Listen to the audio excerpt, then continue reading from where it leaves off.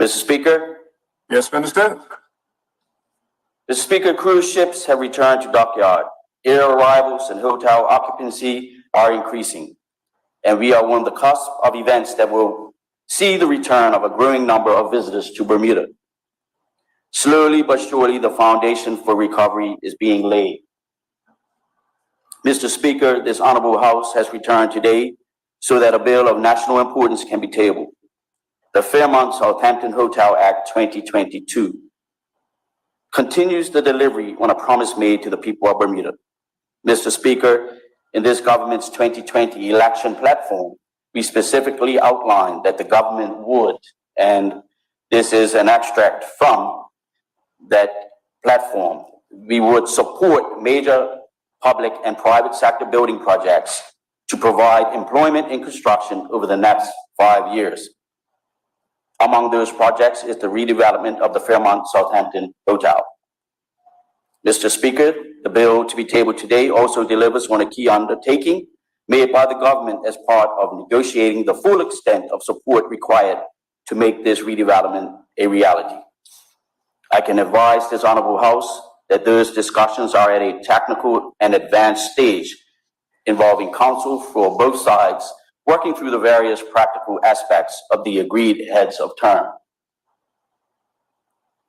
The Ministry of Finance is fully engaged in these matters, and it is my expectation that the Honorable Premier and Minister of Finance will be in a position to further update this honorable House when this bill is taken up for debate. Mr. Speaker, the government of Bermuda has moved quickly to fulfill its commitments by bringing this bill today.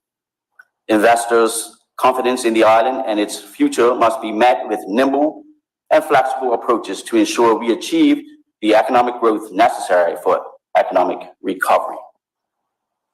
The bill's proposed grant of concessions for 15 years represents that flexible approach, and honorable members will note that the extension of concessions for that period retains the same protections contained in the Tourism Investment Act 2017.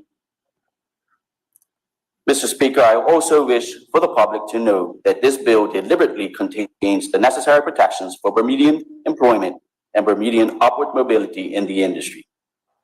The government is determined that those Bermudians who choose careers in hospitality will be treated fairly and have every opportunity to grow in the industry according to their work ethic, interests, and commitment. Mr. Speaker, today represents another critical milestone in the advancement of economic recovery and tourism renewal for Bermuda. I emphasize that this is a milestone because there are many more to meet before we see tourists welcome back to this hotel. There is a considerable amount of work that remains to be done. Mr. Speaker, global demand for travel has returned.